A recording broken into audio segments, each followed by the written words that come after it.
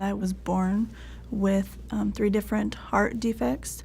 Erin, he had a history actually of congenital valve disease. He had undergone 2 previous operations on her mitral valve. When she came to us, her valve repair had come apart for the 3rd time, and the repaired valve had started to tear and had started to leak again. And by the time we met her, the degree of leakage was severe. I couldn't hardly keep up with my kiddos. I could hardly work a 12-hour shift. I was always tired. She works as a nurse, and she gave an example of being out of breath as she hurried down a hallway, which nurses always do. And she gave the example that she wasn't able to play with her kids without being out of breath. So it really did impact on her life. I was in congestive heart failure, and so I got on the internet, of course, to look and do the research. She was pretty interested in having a mitral valve repair rather than a replacement, which I think was offered elsewhere. And she was very clear to us that she wanted us to attempt a complicated repair. Erin's a bright person, and Erin knew that if there would be any opportunity to repair the valve again, it would be important to pursue that for her. What made me choose St. Francis over any of the other hospitals is that they're the only ones that provide the procedure performed by Dr. Mark Gerdish. We have extracellular matrix, which we've used to actually regrow tissue in portions of valves so that patients can maintain their own tissue integrity instead of replacing it with foreign body, even foreign tissue.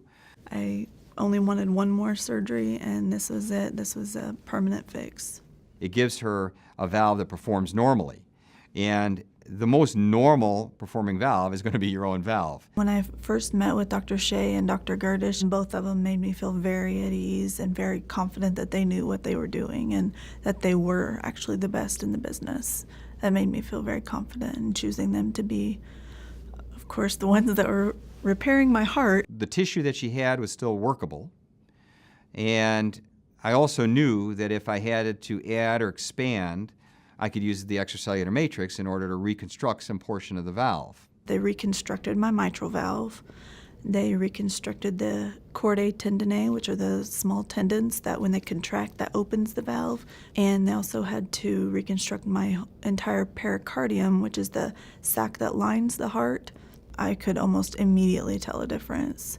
And my energy level, my color was back. Sorry. I've seen her back several times since that time, and she's now back to more than 100% of her capacity before surgery. I'm excited to be able to play with my kids again. I can actually chase them around the playground and not be short-winded.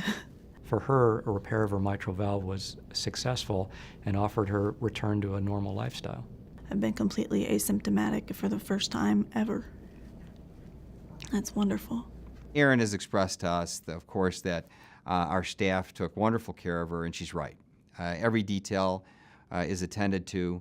And, I always say perfection is in the details. It's nowhere else. It's in taking care of every little detail, making sure that you're paying attention to every facet of the patient's care. Everybody was very wonderful. They made you feel like that you were just part of their team or part of their family. Everyone was very compassionate, very caring.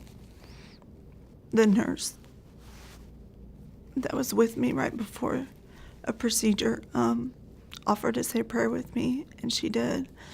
It was very spiritual and a very wonderful experience overall. Of course, the person feels better, they're physiologically better, they're physically better, but there's a lot of emotional and personal impact that goes along with that in feeling better and knowing that your life is restored to its full longevity.